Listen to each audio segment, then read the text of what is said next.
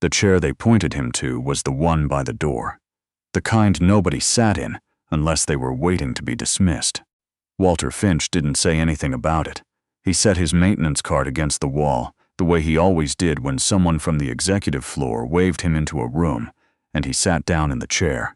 The conference room on the 42nd floor of Aldgate Capital smelled like fresh paint and stale ambition. Floor-to-ceiling windows looked out over the Chicago skyline. On a January morning, the lake flat and gray beyond the buildings. There were 11 people at the table, all of them in suits that cost more than Walter's car. At the head of the table sat Nathaniel Bryce, 44 years old, third-generation money, the kind of man who had never once questioned whether he belonged in a room. Bryce was in the middle of something. Walter could tell by the way the others were leaning slightly forward, the way a few of them were nodding without actually agreeing. On the screen at the far end of the room, a presentation was open. Harwick Logistics, acquisition target. A company out of Memphis that moved freight up and down the Mississippi corridor. Walter had read about Harwick in the Tribune 3 weeks ago. A small item business section, page 8. He had thought about it since then. The Q3 numbers are solid, one of the analysts was saying. A young man whose name tag read Cliff. Revenue is up 11% year over year. The Memphis hub expansion is on schedule. Our projections put integration costs at Finch. Walter looked up. Nathaniel Bryce was watching him from the head of the table with the particular expression of a man who has just had an entertaining idea. "You've been standing in the hallway for 10 minutes, Bryce said. "Doing whatever it is you do out there." "Replacing the ballast in the fluorescent fixture outside Suite 4210, Walter said. The flicker was bothering Ms. Hargrove. There was a small ripple of something around the table. Not quite laughter. "Right." Bryce leaned back in his chair. "Well, you're here now. You might as well make yourself useful." He gestured at the screen. "Harwick Logistics. We're looking at a $900 million acquisition. What do you think?" The ripple became more definite this time. Two of the analysts exchanged a look. A woman at the far end of the table, mid-50s, silver hair pulled back, the kind of stillness that came from paying attention, watched Bryce without expression. Her name was Vivian Marsh, and she was the only person in the room whose opinion Bryce actually respected, though he would never have said so.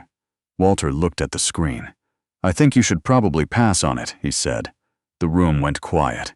Bryce's expression shifted, from amusement to something sharper, though he kept it loose. "Is that right? The revenue numbers are real," Walter said. "The 11% is real. But the Memphis hub expansion isn't on schedule. It's 3 months behind. They filed for a permit extension with the Tennessee Department of Transportation in October. It's a public record. The equipment they're waiting on is coming out of a facility in Guadalajara that had a labor action in November. That pushes the expansion to Q3 at the earliest, probably Q4. Nobody moved. If the expansion slips to Q4, Walter continued, the revenue projection for next year drops by roughly 18%, because the whole growth thesis depends on the Memphis capacity coming online in time for the summer freight cycle. You'd be paying $900 million for a company whose core asset isn't going to deliver when the model says it will. Cliff, the analyst, opened his mouth and then closed it. Bryce looked at him. "You checked the T-dot filings?" Cliff's jaw tightened slightly.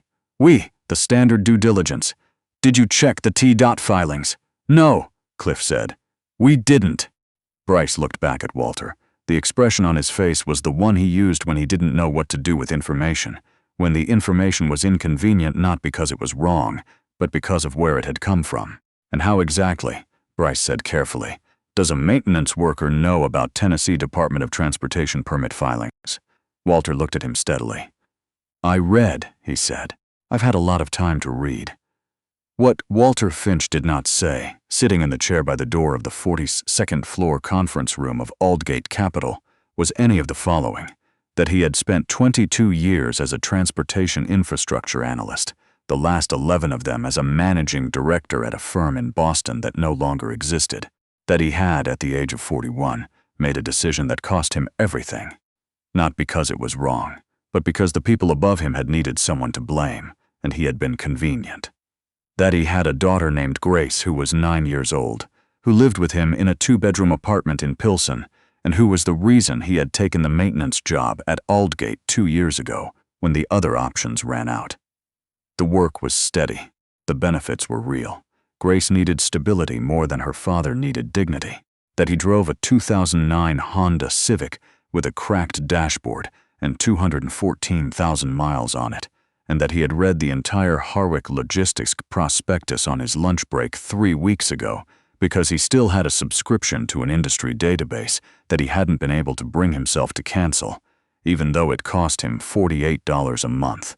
Because canceling it felt like giving something up that he wasn't ready to give up yet. He didn't say any of it. He picked up his work order and went back to the fluorescent fixture outside Suite 4210, and he finished replacing the ballast, and the light stopped flickering, and nobody said anything about it. The call came 4 days later. It came to his cell phone, which surprised him, because he didn't know how anyone in the executive suite would have his cell phone number. The number on the screen was an internal Aldgate extension, and the voice on the other end belonged to Vivian Marsh. "Mr. Finch," she said, "I'd like to meet with you if you're willing." They met in her office on the 44th floor, which was smaller than he expected and more cluttered. Books stacked on the windowsill, a whiteboard covered in notations that hadn't been erased, a framed photograph of 2 teenage boys on a hiking trail somewhere in the mountains. Vivian Marsh sat across from him at a desk that was buried in paper, and she looked at him the way very few people had looked at him in the past 2 years, directly without performance. "I had my assistant pull your employment file this morning," she said. "Before Aldgate, you were at Meridian Advisors in Boston. Yes, managing director, transportation and infrastructure sector. Yes, and before that, 8 years at Kessler Capital." Walter said nothing. "You left Meridian in 2021, Vivian said. The same quarter that Meridian's flagship infrastructure fund took a significant loss on a position in Coastal Rail Partners." Walter looked at the photograph of the boys on the hiking trail. "The loss was attributed to a failure in due diligence oversight," Vivian continued. "Your name was attached to the oversight failure. You were let go." She paused. "I did a little more reading after that. The SEC filing from Coastal Rail Partners' bankruptcy proceedings. The internal correspondence that became part of the discovery record." Walter looked back at her. "The recommendation to take the position came from above you," Vivian said. "The analysis flagging the risk, the analysis that was ignored, was yours." "That's accurate," Walter said. "But your name was on the oversight failure." "I was the managing director," Walter said. "The oversight was mine to maintain." "That's accurate too." Vivian was quiet for a moment. Outside her window, the lake was the color of pewter, and a cargo ship was moving slowly north along the horizon. "I've been on the board here for 9 years, she said. "I've watched Nathaniel run this firm for 6 of them. He's not a bad man. He's a careless one. There's a difference, but the outcomes are sometimes similar." She folded her hands on her desk. "He's been pushing the Harwick acquisition for 3 months. He has a relationship with the CEO there, the kind of relationship that clouds judgment." Walter said nothing. "If we had proceeded with the acquisition," Vivian said, "and the Memphis hub had slipped to Q4, and the revenue projection had dropped 18%, the loss on the position would have been significant. More than significant." She paused. "I want to know if there's anything else you saw." Walter thought about it. "The driver pay structure," he said finally. "Harwick has been cutting base pay for owner-operators and shifting more of the cost onto fuel surcharge structures that don't fully compensate at current diesel prices. The owner-operators are absorbing the difference. That works until it doesn't. When you have 3 or 4 large shippers renegotiating contracts at the same time, which is what happens at the end of a 3-year cycle, and they're at month 31, the owner-operators have no cushion. You get a cascade of contract terminations. The Memphis expansion becomes a liability instead of an asset, because you've built capacity for freight volume you can no longer guarantee." Vivienne looked at him for a long moment. "Cliff's team had 6 weeks on this," she said. "You had a lunch break." "I knew what to look for," Walter said. "Yes," Vivienne said. "You did. What happened next did not happen quickly, and that was appropriate because nothing in Walter Finch's life had happened quickly in a long time." Vivian Marsh did not offer him a job that afternoon. She asked him if he would be willing to consult informally on 2 other positions the firm was evaluating, on a project basis, for a fee that was 3 times his monthly maintenance salary. She was direct about what she was doing and why. She did not yet have the authority to do more than that, and she was not going to make promises she couldn't keep. Walter said yes. He kept his maintenance job. He replaced ballasts and patched drywall and fixed the ice maker in the 41st floor break room. And in the evenings, he sat at his kitchen table in Pilsen after Grace was in bed, and he wrote analysis that was careful and thorough and took nothing for granted. He submitted it through a secure document portal that Vivienne's assistant set up for him, and he never discussed it with anyone else in the building. The Harwick acquisition was quietly shelved in February. Bryce announced it in a staff meeting as a strategic decision to focus resources on core competencies, and Cliff nodded along with everyone else, and nobody said anything about the permit filings or the owner-operators or the freight cycle. 2 weeks after that, Walter was replacing a section of baseboard in the corridor outside Bryce's office when Bryce came around the corner and stopped. They looked at each other. "You're still here," Bryce said. "The baseboard heater in suite 42-7 has been running warm," Walter said. "The thermostat housing cracked. It's a fire risk if it's left." Bryce looked at him for a moment, longer than was comfortable. Walter held a screwdriver in one hand and a section of baseboard trim in the other, and he waited. "The Harwick thing," Bryce said finally. "The Memphis filing. Yes, you said you read." Bryce's voice was measured in the way that meant he was thinking carefully about what he was revealing. Is that something you do regularly?" "Most days," Walter said. Bryce looked out the window at the end of the corridor for a moment. "We have 3 other positions in the current pipeline," he said. "The Meridian file, the Cornerstone distribution play, and something in Toledo that I'm not sure about." Walter waited. "What do you think about the Toledo position?" Bryce said. It came out as a statement and a question at the same time. "I'd need to see the financials," Walter said. "Vivienne's assistant can send them to you," Bryce said. He said it the way a man said something he had already decided. "I understand that's how it's been working." He walked back to his office without waiting for a response. Walter looked at the cracked thermostat housing for a moment.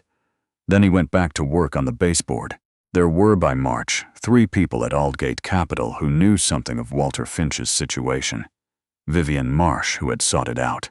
Nathaniel Bryce, who had absorbed it in pieces and was still deciding what to do with it. And a man named Stephen Garrett, who was the firm's head of compliance, and who had not been seeking anything at all. Stephen Garrett had been with Aldgate for 11 years. He was methodical and quiet, and he disliked disorder. And the disorder he most disliked was the kind that was legal in the narrow sense and catastrophic in the broad one. He had been watching the Harwick process with low-grade concern since November, and when the acquisition was shelved, he had felt a relief he couldn't fully account for. He had started paying attention to the informal consulting arrangement in January, not because anyone had asked him to, but because it was his job to notice things. What he noticed was that the analysis coming through Vivienne's portal was consistently better than what the full-time analysts were producing, more granular, more methodologically sound, more attentive to the specific failure modes that made transportation infrastructure investments go wrong. He pulled the employment records. He read the same SEC filing Vivienne had read. He read a little further. In the discovery record from the Coastal Rail Partners proceedings, there was a chain of internal email correspondence from Meridian advisors. Most of it was the kind of corporate self-protection that compliance officers recognized immediately, the careful construction of a record that would hold up under scrutiny. But there were 2 emails that were different. They were from a managing director named Franklin Cross, who had since left Meridian and was now at a firm in New York. The emails were addressed to Meridian's general counsel, and they concerned the question of whose name should appear on the oversight failure documentation. Walter Finch's name appeared in both of them. Stephen Garrett sat with that for a while. Then he forwarded the filing to Vivienne Marsh with a note that said only, "Page 47, Exhibit C. You should see this." The board meeting was on a Thursday in March, the kind of cold gray March day that Chicago did better than anywhere else. Not dramatic, just relentless. Walter found out about it afterward, from Vivienne, over coffee in a diner on Michigan Avenue that was not the kind of place where Aldgate Capital executives usually had coffee. She had asked him to meet her there, and he had come, and she had ordered black coffee and a piece of pie that she didn't eat, and she told him what had happened. The board had reviewed Stephen Garrett's findings. The findings had been presented alongside a summary of Walter's consulting work over the previous 8 weeks. The Harwick analysis, the meridian position that the firm had ultimately passed on. The cornerstone distribution assessment that had identified a regulatory exposure Cliff's team had missed entirely. The board had also been presented with a prospectus for a new infrastructure advisory practice within Aldgate, attached to Vivienne's division, with a projected return profile based on the quality of analysis the firm had recently been receiving. The prospectus did not name Walter Finch directly, but it described a lead analyst with 22 years of experience in transportation infrastructure, and it described his methodology, and the numbers it projected were built on his work. There was a discussion about Franklin Cross, Vivienne said, about what was in those emails. The board has an obligation to document it. That's Stephen's purview, not mine. I don't know where it goes from here in terms of professional consequences for Cross. That's not something I can promise you anything about. Walter looked at his coffee. What I can tell you, Vivienne said, is that the board approved the advisory practice, and that the position of director has been created, and that the compensation attached to that position is. She named a number. Walter said nothing for a moment. That's, he started. Yes, Vivienne said. Outside the window of the diner, a city bus went by, and then a cab, and then a man walking a dog in a winter coat, and the city kept moving the way it always did, indifferent to individual reversals of fortune in either direction. I kept my subscription, Walter said finally. The industry database, it's $48 a month. I almost canceled it 3 times. Vivienne looked at him over her coffee cup. I'm glad you didn't. Grace needs new shoes, he said. It came out of him sideways the way the real thing sometimes did. She's been wearing the same pair since September. I kept telling myself next month. Vivienne didn't say anything. She didn't have to. Walter Finch accepted the position. He did not do it impulsively, and he did not do it without conditions. He asked for 2 weeks to think about it, and he used those 2 weeks to talk to a lawyer. Not about the offer, but about the Coastal Rail Partners record and what Stephen Garrett's documentation might mean, and what it wouldn't mean, and what he should expect and not expect. The lawyer was honest with him. Professional accountability for Franklin Cross was possible but uncertain. Formal exoneration was not a thing that happened cleanly, if it happened at all. The record would exist, and people who looked carefully enough would find it, and some of them would draw the right conclusions, and some of them wouldn't. Walter understood that. He had spent 2 years with the record as it was, and he had managed. He told Grace on a Sunday evening, at the kitchen table in Pilsen, after dinner. She was 11 by then. Her birthday had been in February, and she had her mother's eyes and her father's habit of going very still when she was processing something. He told her that he was going back to work in his field. He told her about the new job and what it meant. He didn't tell her everything about the years in between. She was 11, and some of that story was for later, but he told her enough. She was quiet for a moment. Then she said, "Do we have to move?" "Not right away," Walter said. "Maybe eventually, if you want to. That's something we can decide together." She thought about it. "I like my school," she said. "Then we stay," he said. She nodded with the gravity that 11-year-olds brought to important decisions. Then she got up and put her plate in the sink and went to do her homework because life continued and there were things that needed doing. His first day in the new office was unremarkable, which was exactly how Walter wanted it. The office was on the 43rd floor between Vivienne's division and the research team, and it had a window that looked east toward the lake. The desk was clean and the chair was good, and someone had put a legal pad and a set of pens on the blotter, which was exactly right, because Walter still worked primarily on paper in the first pass. Cliff came by in the afternoon, which took some courage, and Walter acknowledged it privately.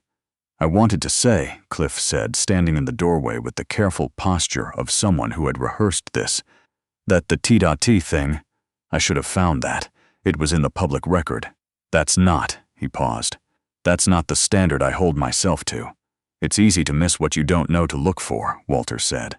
"The freight cycle timing, the permit extension pattern, that comes from years of watching those things fail in a specific way. You'll build that pattern recognition. It takes time." Cliff looked at him for a moment. "Were you already in the building?" he said. "When we were doing the Harwick due diligence, were you here? I was replacing a ceiling tile in the 39th floor server room," Walter said. But yes. Cliff processed that. And you already knew about the filing. I'd read about it, yes, but you didn't say anything. Walter looked at him. Nobody asked me, he said simply.